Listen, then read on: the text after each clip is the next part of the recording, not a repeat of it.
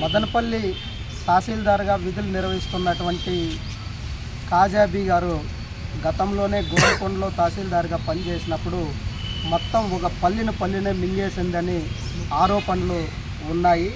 అలాంటి ఆమె మదనపల్లిగా తహసీల్దార్గా వచ్చిన తర్వాత మదనపల్లి పరిసర ప్రాంతాల్లో భూములకు విపరీతమైనటువంటి రేట్లు ఉండడం వల్ల, బెంగళూరుకు ఆనుకొని ఉండడం వల్ల ఇక్కడ ఆమె బాగా సంపాదించుకోవచ్చు, తన అవినీతి సామ్రాజ్యాన్ని స్థాపించుకోవచ్చని మదనపల్లికి వచ్చినప్పటి నుంచి ఆమె ఈ చుట్టుపక్కల ఉన్నటువంటి భూములకు సంబంధించినటువంటి పాస్బుక్లకు కానీ పట్టాలకు కానీ లేదంటే ఏ చిన్న పైనకైనా తనకు ఉన్నటువంటి విఆర్ఓలను అక్కడి నుంచినే పిలిపించుకొని వాళ్ళ ద్వారా అవినీతి సామ్రాజ్యాన్ని కొనసాగిస్తుంది.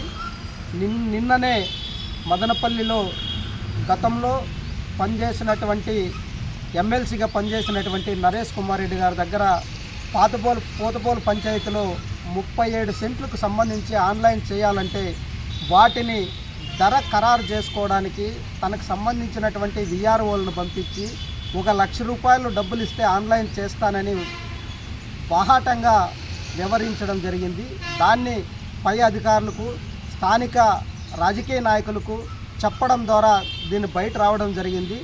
అందుకోసమే ఈమె పైన అవినీతి ఆరోపణలు గతంలోనే ఉన్నాయి కాబట్టి పేదోళ్ళకు ఏమాత్రం పనిచేసేది కాదు. తనకు ఎవరైతే ముడుపులు అప్పచెప్పి లంచాలు ఇస్తారో వాళ్ళకు మాత్రమే పనిచేస్తారు కాబట్టి ఈమెను వెంటనే ఉద్యోగం నుంచి బర్తరఫ్ చేసి మదనపల్లికి సర్వీస్ చేసేటువంటి తహసీల్దార్ని నియమించాలని ఈరోజు ఆంధ్రప్రదేశ్ వ్యవసాయ కార్మిక సంఘం, భారత కమ్యూనిస్ట్ పార్టీ సిపిఐ నుంచి మేము డిమాండ్ చేస్తున్నాం.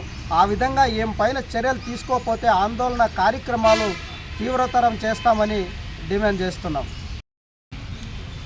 మదనపల్లి తహసీల్దార్ గారి పైన అవినీతి ఆరోపణలు వస్తున్నటువంటి సందర్భంగా తక్షణమే ఆమెను విధుల నుంచి తొలగించి ఆమె పైన సమగ్ర విచారణ జరిపించి తగు చర్యలు తీసుకోవాలని ఈరోజు వ్యవసాయ కార్మిక సంఘం అదేవిధంగా ఏఐటీసీ ఆధ్వర్యంలో మదనపల్లి సబ్ కలెక్టర్ కార్యాలయంలో ఏఓ గారికి మెమరాండం ఇవ్వడం జరిగింది.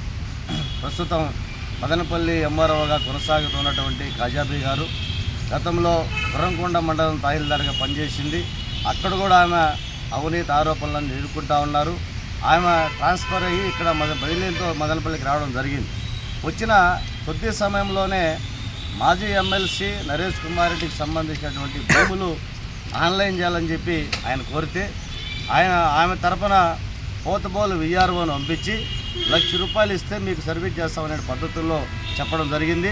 ఒక ప్రభుత్వ అధికారిగా ఉండి ఈ రాష్ట్రంలో 5 కోట్ల మంది ప్రజలు కడుతున్నటువంటి పన్నుల ద్వారా వేలాది రూపాయలు జీతాలు తీసుకున్నటువంటి రెవెన్యూ అధికారులు మీరు చేయాల్సిన పని మాత్రం చేయమంటే లంచాల పేరుతో ప్రజలను ఇబ్బందులు గురి చేయడం మేము తీవ్రంగా ఖండిస్తూ ఉన్నాం. కాబట్టి తక్షణమే మదనపల్లి సబ్ కలెక్టర్ గారు మదనపల్లి ఎంఆర్ఓ అవినీతి ఆరోపణలపైన జిల్లా కలెక్టర్ గారికి నివేదిక పంపించి ఆమెను విధుల నుండి తక్షణమే సస్పెండ్ చేయాలని చెప్పి సమగ్ర విచారణ జరిపించి వారిపైన చర్యలు తీసుకోవాలని సందర్భంగా డిమాండ్ చేస్తూ ఉన్నాం.